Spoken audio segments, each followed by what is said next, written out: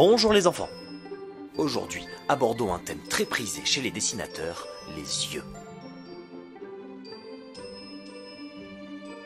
Un œil, c'est une espèce de gros citron avec des ronds à l'intérieur de plus en plus petits.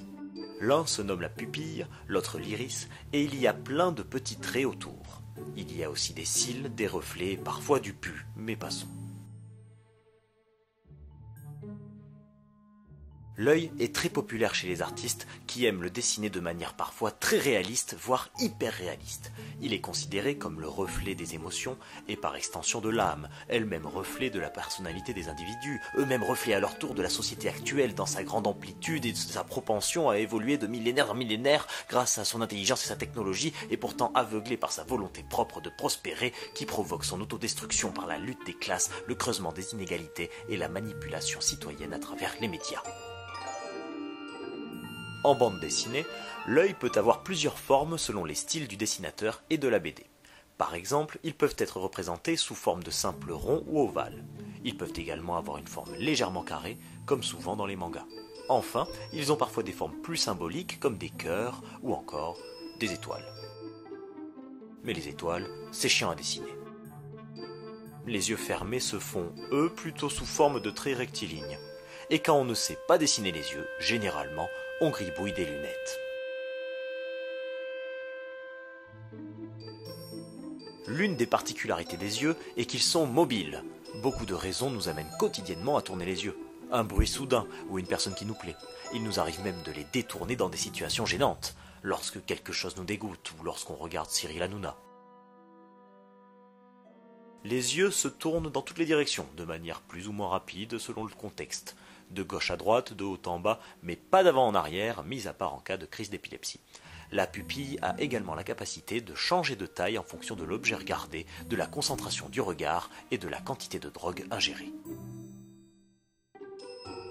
Terminons cette partie technique par la non-représentation des yeux. Des yeux noirs ou cachés dans l'ombre viennent souligner un personnage à la personnalité sombre, un moment émotionnellement fort ou encore une scène de tragédie. Le style des yeux doit être cohérent avec l'univers auquel ils appartiennent. Dessiner des yeux réalistes implique un univers graphique réaliste, sans quoi l'œuvre risquerait de manquer de logique.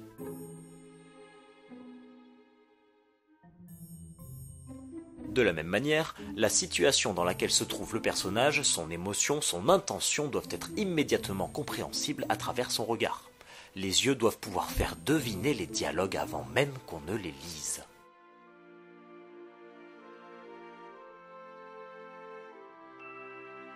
Quand on dessine des yeux à un objet, on peut lui donner vie et ainsi lui prêter des sentiments, des émotions, on peut les rendre vivants. C'est ce que l'on nomme la personnification. Cette méthode est présente dans bien des histoires, et l'un des exemples les plus célèbres reste la famille de Taas et de Théière du dessin animé de Disney, La Belle et la Bête. Absolument tout peut être personnifié, la seule limite étant celle de l'imagination de l'auteur.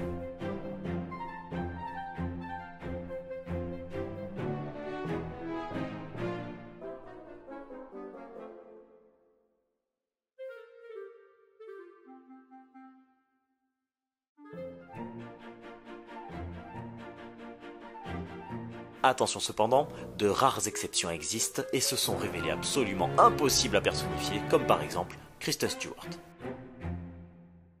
Les yeux racontent des histoires. On peut s'en servir par exemple pour des gags visuels ou des gags racistes liés au regard, comme il en existe une multitude basée sur des mécaniques humoristiques semblables.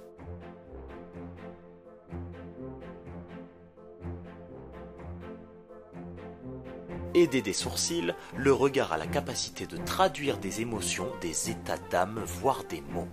Un regard bien dessiné peut faire passer une émotion qui est alors confirmée par le texte du personnage.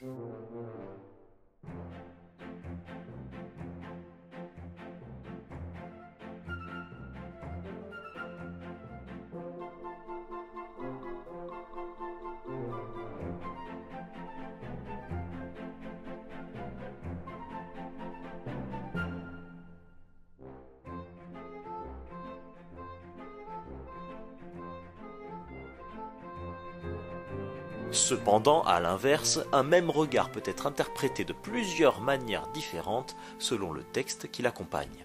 C'est alors au lecteur de lier le graphisme de l'œil à la pensée exprimée.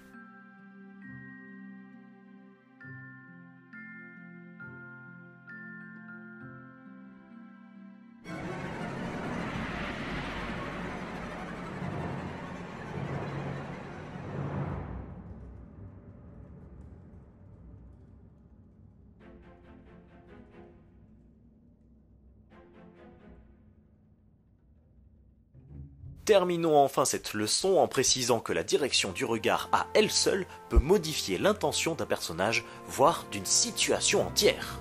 Comme ici, où le jeune homme passe d'un état quelque peu ennuyé et las à une intention beaucoup plus distincte.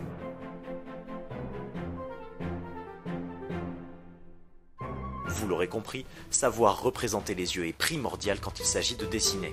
Les yeux parlent, transmettent des messages, pleurent, clignent, piquent quand on est allergique au pollen ou aux graminées.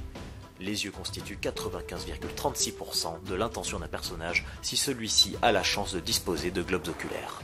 Prenez donc le temps de bien apprendre à les gribouiller, et l'art de traduire le reflet de l'âme d'un simple trait n'aura plus de secret pour vous, dès que vous aurez l'œil au bout du crayon.